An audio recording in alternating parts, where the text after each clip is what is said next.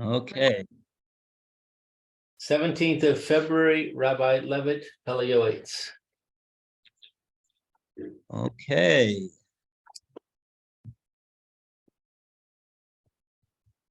Very good. So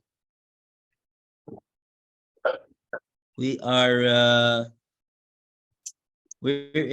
started this entry called Sheker. Roy said he was coming. Are you sure he's not trying to get in? Oh, yeah. Okay. I'm looking for him, looking for everybody. Good morning. Good morning. Are you having trouble getting in?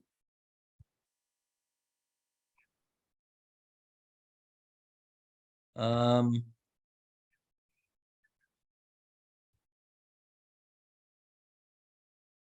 um,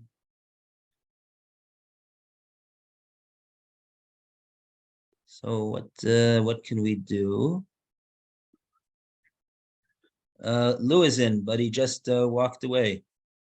Lou, can you send Alan a link? I will send Alan a link right now. Okay. Yimritz Hashem.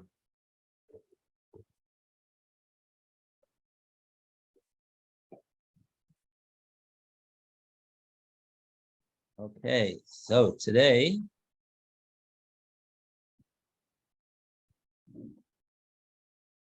and we have Robert Lefkowitz from Orlando, Florida. Good morning, Robert.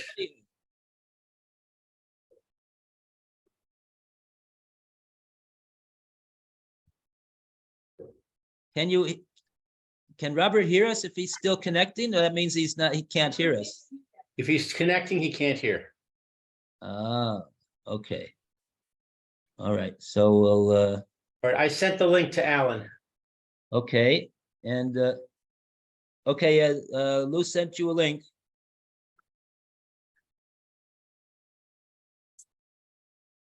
And I don't know why I'm not seeing Roy showing up here.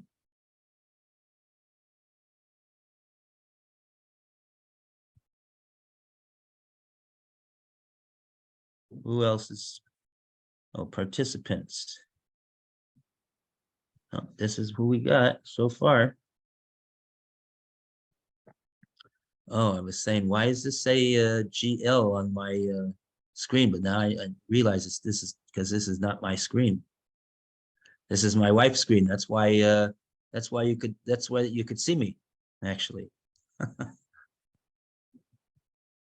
My wife is out getting the Shabbos with Sarke Shabbos.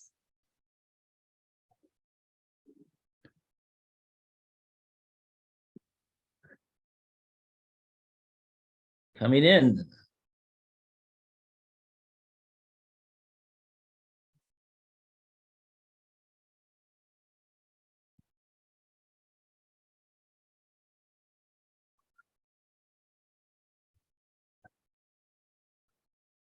Oh, but she is able to walk around. Wow. That's good.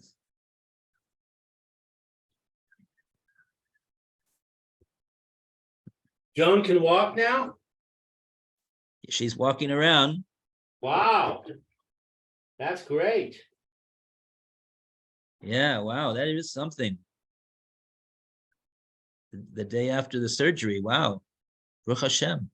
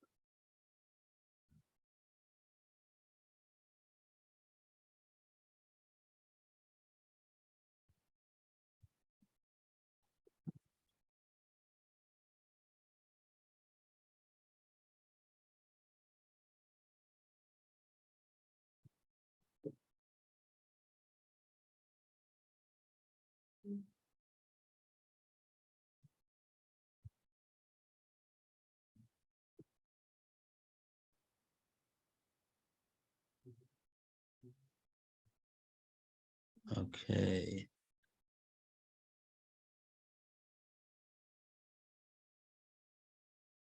Yeah, yes, I am. Oh, I see Alan and I see Roy. Okay. Now we are going.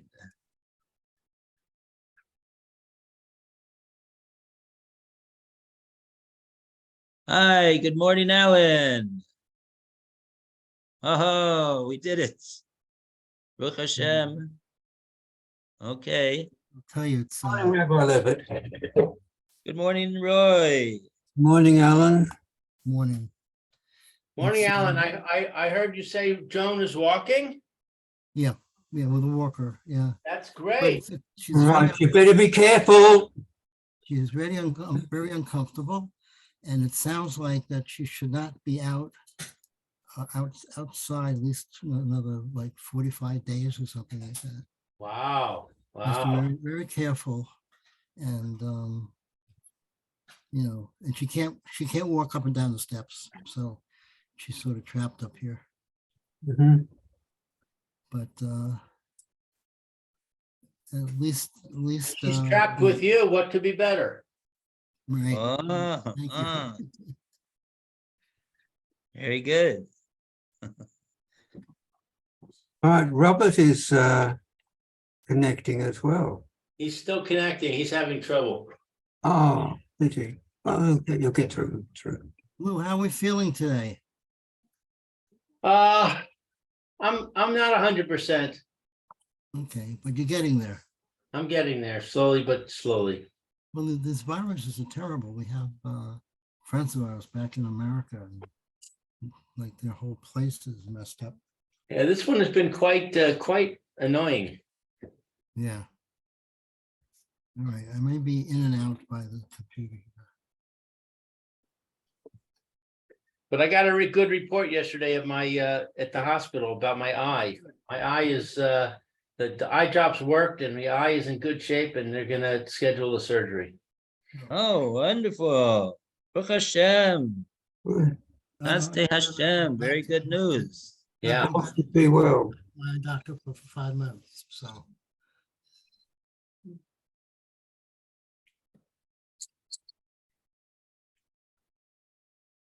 Very good. Okay. Oh, so you made the appointment for set the date.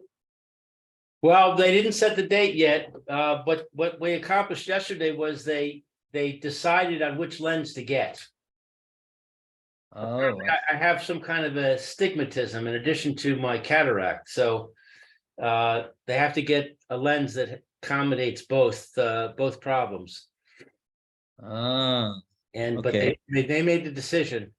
So now that they made the decision, they can order the lens, and I can pay. And then once that's done, then they'll call me and we'll schedule the actual surgery. Very good. Bezrat Hashem. Be with bracha and atzlacha. Amen, amen. All right. So we are on page 310. Or no, we are not. We're on No. page 319. Oh, right. I thought 317. No, we're beginning of Sheker, or we're in the middle of Sheker, I guess. Yeah, sorry, I missed yesterday. I had a migraine. Oh, sorry about that. Oh, Well, I glad missed you- yesterday too. That's right. That's why I'm behind. Oh, that's me too. I was in the hospital yesterday. So okay. I was lying on my bed yesterday. For Salema, that must be very frustrating to have those migraines. Thank God I don't Yes, have especially if you know you've got to do something or want to do something. them. Right. Yeah. Nice. Oh, well. So with the sages or the lies, or even if a person? Oh, Oh no, you said 19, 319. 319. Well, can we do the, You want to do it over again since fine.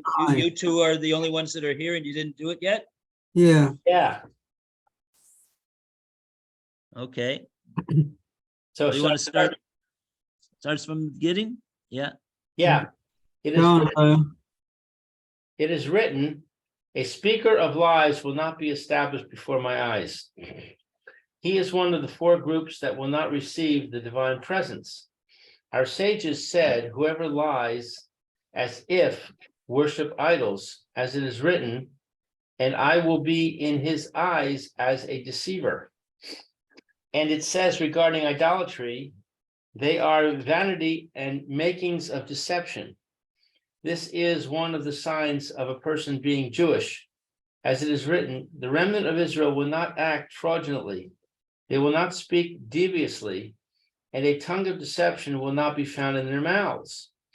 A person who has this attitude of speaking lies not only violates what the Torah said, you must distance yourself from lie, and his punishment is very great. Go out and learn that to distance oneself was not said about any other sin but this one.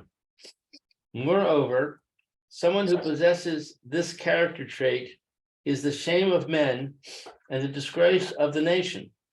Behold, even among Gentiles whose mouths speak in vain and their right side is false, have among them people that are very careful not to speak lies. This is because integrity sees and knows that it is a practice which is ugly, loathsome, and abominable.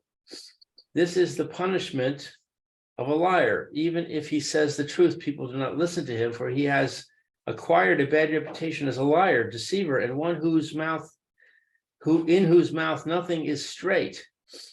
In the opposite sense, a person who speaks the truth acquires a good reputation, and even if sometimes he changes things for the sake of peace and other similar circumstances, his words are heeded. Mm. Unfortunately, that's not quite so today.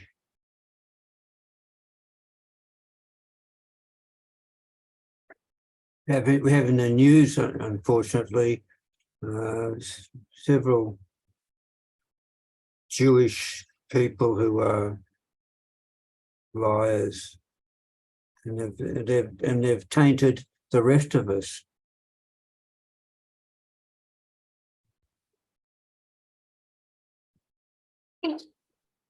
okay.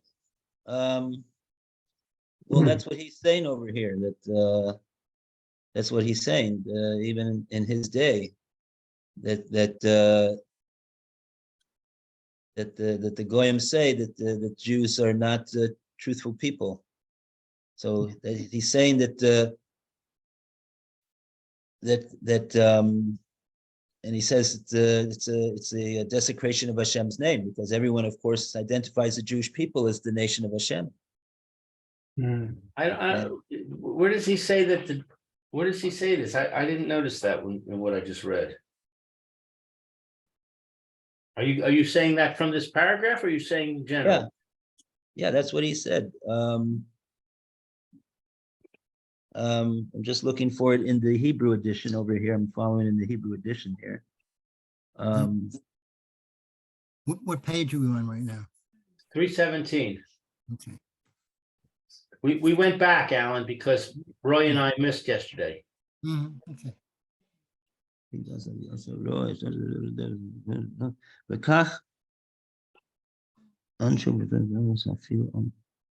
So where do you want to know where it says that? Okay, let's just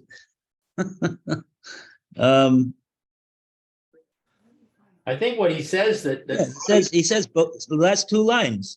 Behold, even among Gentiles. Oh, okay. There he's saying they have some of them even do not lie.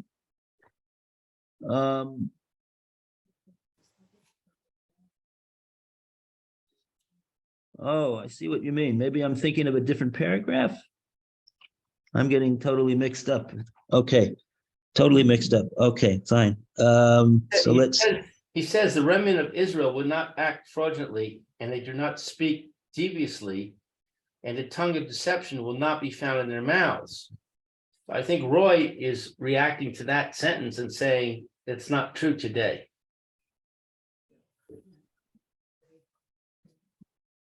Mhm. Yeah, I'm thinking of the paragraph on page 318 that we already read yesterday. But Ah, I'm getting a little mixed up because we're going back and forth and back and forth. So that's all right. Well, you'll see it in a moment that the Peleo, it's any case. He said it himself. Okay.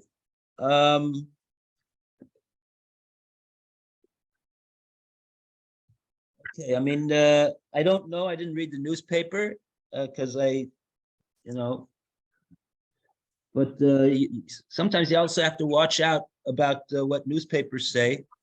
They reveal things that are not known publicly about averas that Jews do, and that's itself is usher to read. I'll add that to the situation that we're talking about over here. So, yeah, also, I would say you have to really question whether the person did lie or not. Quite often people accuse someone of lying, or the papers accuse them of lying, but that doesn't mean they actually did lie. It could be just an accusation that's not correct. Yeah. Yeah. yeah. So yeah, so I'm not sure if we're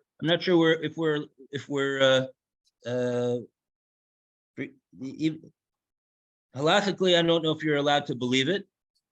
And practically speaking, knowing what we know about most newspapers, I would question whether it's true, just from a standpoint of for the fact that we know that what sometimes appears in newspapers. Anyway. I think also you get situations in politics where people get angry. They get very tied up in their position, and they get angry at somebody who's opposing them, and they attack, and they don't really even necessarily mean it themselves. When they calm down, they may even regret what they said. Mm-hmm. Okay. Okay, so we're waiting for the we're waiting, yeah. Okay. But yeah, that's what the Navi says. It's a pasuk in Sefania.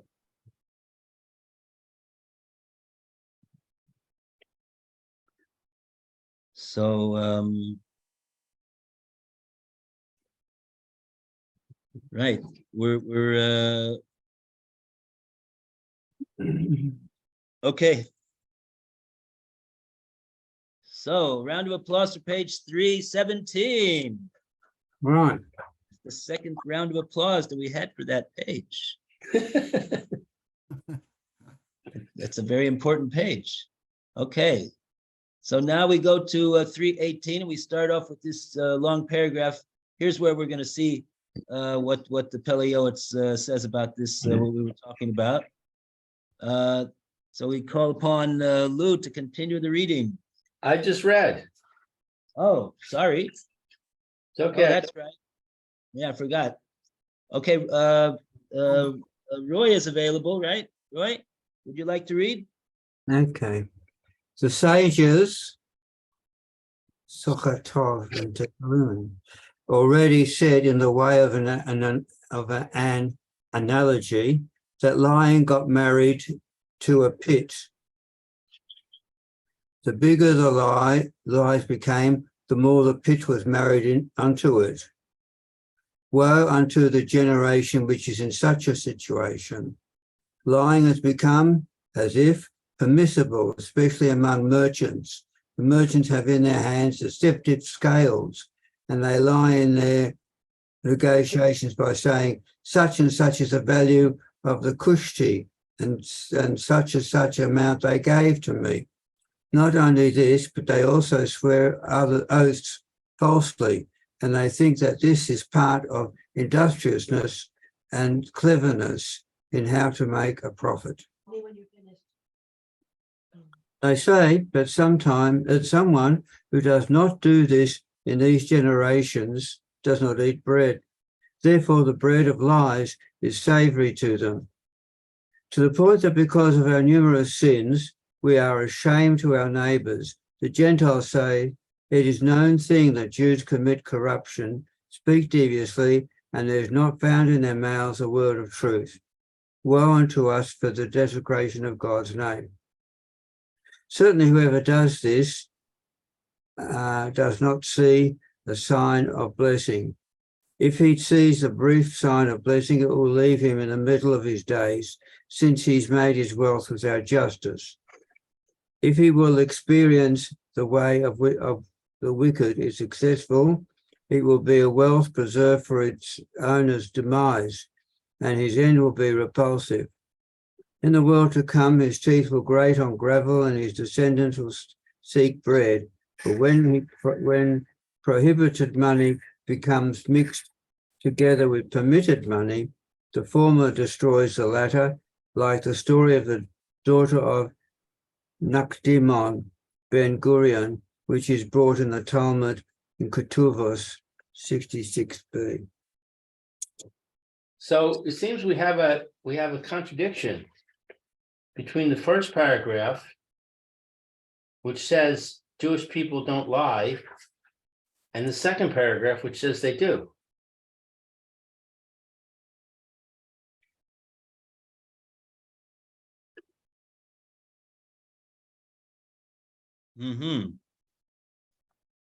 I hear.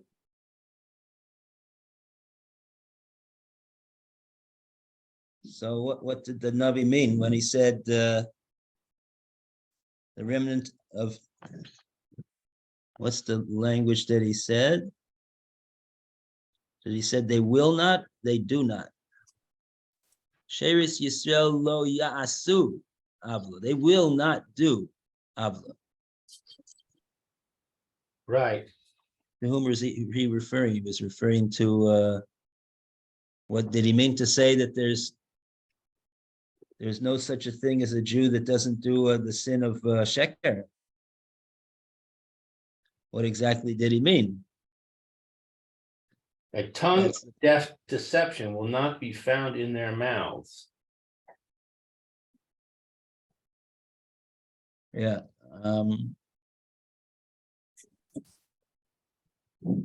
Unfortunately, I don't have a Tzefania on hand to take a look and see if someone asks this question, one of the Meforshim.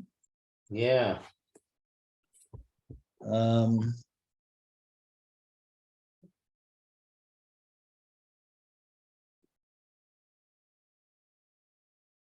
Maybe he's saying under normal circumstances, the Jews will act in this way, but in our generation or in his generation, circumstances have caused a change. Could that be? Yeah. Yeah. Yeah, Stephania was one of the Nevi'im, and the Nevi'im were Jewish people were living in Eretz Yisrael in the time of the Beis Hamikdash. Yeah, you have to know who is he, which remnant of Yisrael is he speaking about? That's what you have to know. You have to take a look at the pasuk in the context of what the Navi was saying over there. It's a whole, but the way the Pele Yoetz says it is that this is one of the signs of indicators of a person who is Jewish. That's how that's how he takes this pasuk. Right. That's what he says. That was something Navi is saying, a noteworthy characteristic of that characterizes the Jewish people.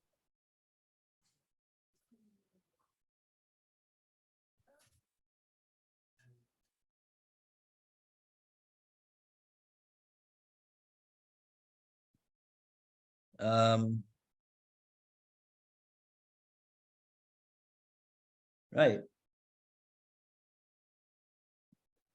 That's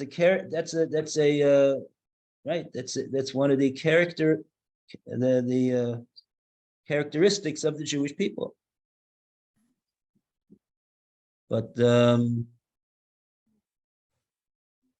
even though someone might be halachically Jewish, he may still be, doesn't mean he won't do an avera of sheker.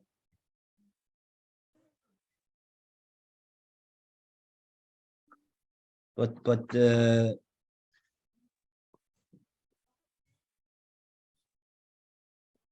okay, let's take a look at further, see what he says over here.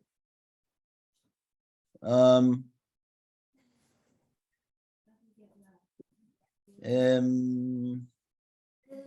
oh yeah, this is sort of an aside. The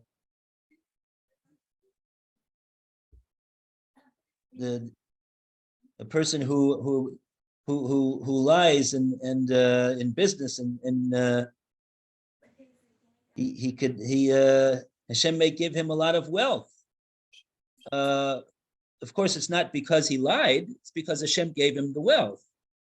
But it may be that he says one of two things will happen: either he'll lose his wealth because it wasn't presumably because it doesn't have any blessing. The blessing was the blessing of the bless. You need a blessing to have wealth and to keep the wealth, and he didn't have any blessing because it was gotten through ill-gotten gains. So it's not a really sign of a bracha. So therefore, won't have any enduring. It won't endure. So either he'll lose it because of that; it had no bracha to it, or he says, even worse, that he'll keep the wealth, and then that won't be good for him because that will be. He says it'll be preserved. The wealth will be preserved for its owner's demise, and in the end, he won't. He's going to get paid maybe for his good mitzvahs through with the wealth, but it's going to not be good for him in olam haba. So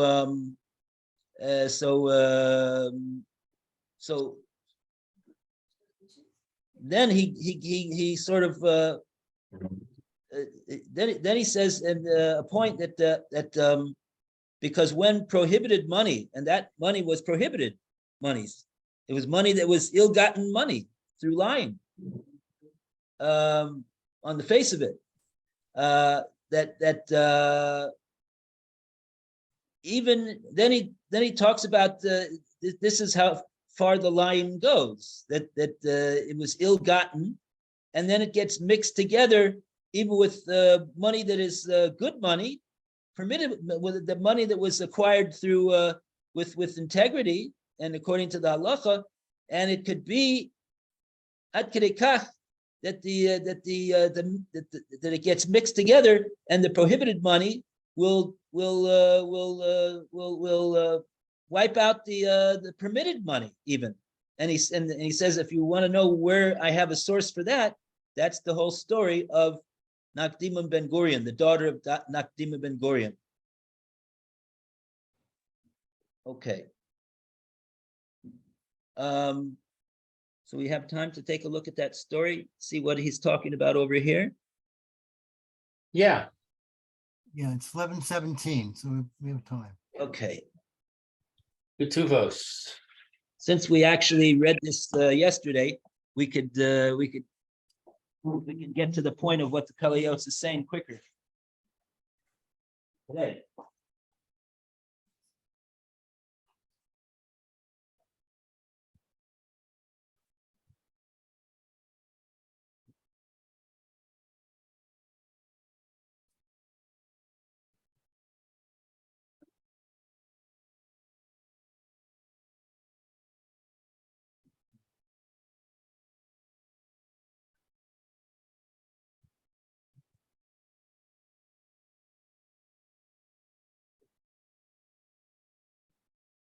Okay.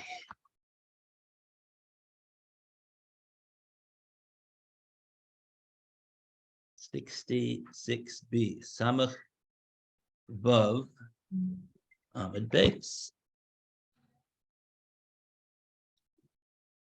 Yeah, the whole story starts out really about 15 lines before the spread. And when I say the spread, I'm talking about the wide lines of the spread. There's about 6, 7 wide lines in the bottom of the Amud. And if you go up about 15 lines approximately, the beginning of the line is Tan Rabbanan. That's the beginning of this story. Maisa. There was a story with Rabbi Yochanan ben Zakkai. He was the Gadol Ador, the leader of the Jewish people in the time of the Churban Bayis Sheni, and he was the one that went out to make the deal with the Roman general, etc. Anyway, so here he is, and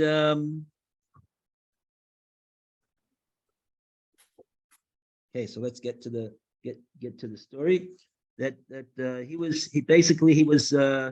he was riding on his horse, and he on his chamor, actually his donkey. Okay, and Yoetz Yerushalayim, he was going out of Yerushalayim together with his talmidim, and he saw Ra Riva Achas. He saw a young girl. Shahaisa Maketes Saorim Mibain Glale Behemten Shel Arvim. This young girl was collecting barley seeds that were in the excrement of the animals of the Arabim. Kevin Sharasa also, this Atva Basara, since she saw him, she covered her hair. Amda Lefanav, and she stood in front of him. Amrla Rebbe Parnaseni, please help me out. Give me some support. I have no support, as you can see, based upon what I'm doing. Amrla Biti Miat. Who are you, my daughter? Amrla Basnak Diman Ben Gurion Ani. I am the daughter of the famous wealthy, one of the wealthiest men in that era, Nakdim Ben Gurion, who's mentioned other places in the Gemara, who was in fact, the Gemara Gittin relates that he was one of the 3 great supporters of the Jewish people when they were holed up in behind the walls of Yerushalayim during the siege of Yerushalayim by the Romans before the destruction.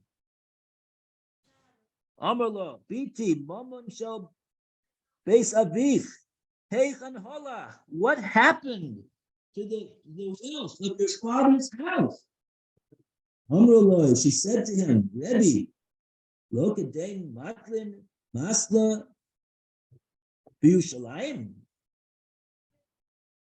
Do they not have they not do they not make the parable in Yerushalayim, the following parable?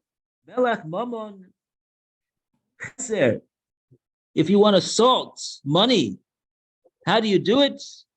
You use it up. Rashi says, what does that mean? When you want to salt money, you make it chaser. You use it up. Harotze lim loyak mamono. Somebody who wants to salt his money.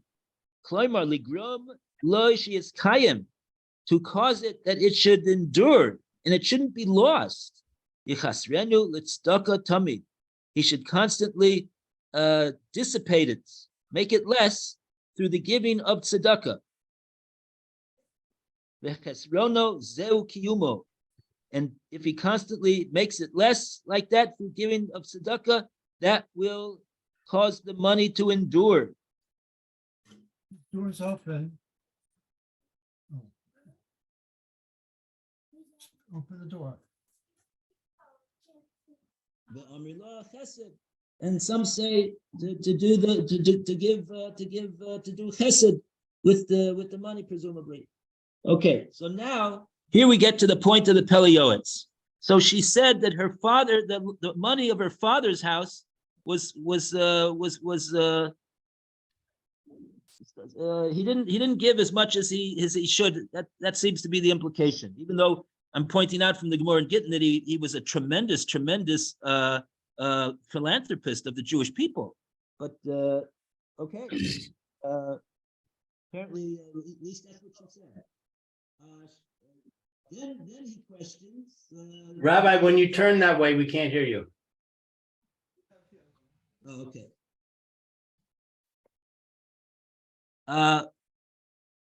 V'shel beis chamich heichan hu. And 1 second, he asks her, your father-in-law, what happened to all of his money? Amra loi, bozeh v'ibed ezeh. This money of my father, which we said about what we said, it wasn't salted properly with enough tzedakah. It came and got Rashi says was joined together and nitarev bo. It got mixed together with my father-in-law's money. And then it caused a loss to my father-in-law's money. This was the point of the Pele Yoetz. This is what the Pele Yoetz was saying. And again, we're not making any. We're saying that the money didn't have a bracha. That's the common denominator. The Pele Yoetz is talking about money that was gotten through lying. We're not talking about Chas v'Shalom Nakdim ben Gurion lying. We're talking about a possibility that he didn't give as much tzedakah as he needed to, considering how wealthy he actually was. But the point is that since that was so, it also has the property of if it gets mixed even together with good money, like the money of her father-in-law's house, it'll cause a loss to that money as well. That's what the Pele Yoetz is doing over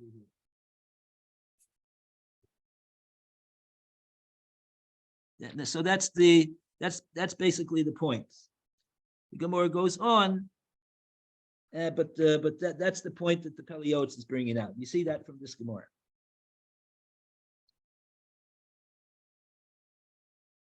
Where prohibited money becomes mixed together with permitted money, the former money destroys the latter. Okay, so we go on to the next paragraph. The lies, and we call upon Alan to continue. This is we're on page 318, Alan, and this is the towards the bottom of the page, the paragraph that starts with the words "the lies." The lies that. Okay. The lies that the merchants tell are almost unnecessary. If you would want, he could just say, this item costs such and such amount. I cannot sell it for less. What does the tongue of deceit give and profit him? When a sin is done for no reason, its punishment is greater, like the saying of our sages in Tanakh 7a. What advantage is there to the speaker of gossip? Even if he thinks he will profit greatly because of his lie, a person must distance himself from a lie for far more than he profits. He loses relative to the truth and the severity of his wrongdoing. Okay. So just first, the Pele Yoetz starts off saying that the lies that the merchants tell would seem to be almost unnecessary. In other words, what are they trying to do? They're trying to make as much money as they can. Okay, that's what they want to do. So is the way to do that through lying? Says the Pele Yoetz, it's almost unnecessary. Pele Yoetz says, look, what all he needs to do is just say, this is the item here, and I can't sell it for any less than that. So if so, the Pele Yoetz almost seems to be saying there's no profit in any case to be made in lying and deception. And then he points out when a sin is done for no reason, this is a big cloud. When a sin is done for no reason, meaning there's no profit that's being there's no benefit that's being derived as a result of the sin that's being done, the punishment for that sin is greater. And he says that's exactly the case when somebody speaks when he speaks lashon hara. The lashon hara, there's no gain to the speaker of to speak lashon hara. So why is he do so? He doesn't even get any benefit from the avera that he's doing. So that makes so you just you don't care about the fact that it's an avera. It makes the lack of concern for the avera all the much more severe, and therefore the consequences are more severe. And then he sort of like takes his statement back. He says, well, even if the person will think that it will profit him greatly to engage in a bit of lying and deception in order to he thinks that he'll be able to make more profit like that. Nevertheless, that's the person has to stay far away from saying a lie. Because why? Because even if he is going to make some profit out of the line, it seems like he's making profit. As we said before, of course, he doesn't make any profit from the line. Of course, the Moon and Bitoken perspective is that there was never such a thing. Hashem goes there on Rosh Hashanah. What parnasa a person is going to enjoy that year? How much benefit is he going to? How much bracha is he going to receive? Obviously, there's nothing to be gained from doing an avera to increase the decree of Shemaim from Rosh Hashanah. But nevertheless, that's what he thinks. But in any case, even if he thinks he's going to make profit from the line, but the severity of the avera is much more severe than the losses very much outweigh the gain. 1 second, my wife is just hello, yeah, hi. No, we're still in the middle. Why it's time? 11:31. Okay. Will do. Yes. Okay. Okay, so it's 11:31. And so so that's the end of the session. Okay. Very good, everybody. Everybody have a wonderful Shabbos, and everybody should have a refuah shlema to Ellen's wife, a speedy recovery. Should feel better and better, and everybody else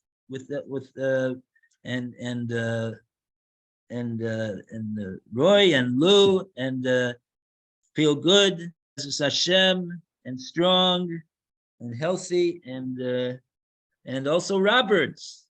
Yes. Still connecting to the audio. He may not be able to hear us, but if he can, good Shabbos to you, and be well. Okay, good Shabbos. Okay.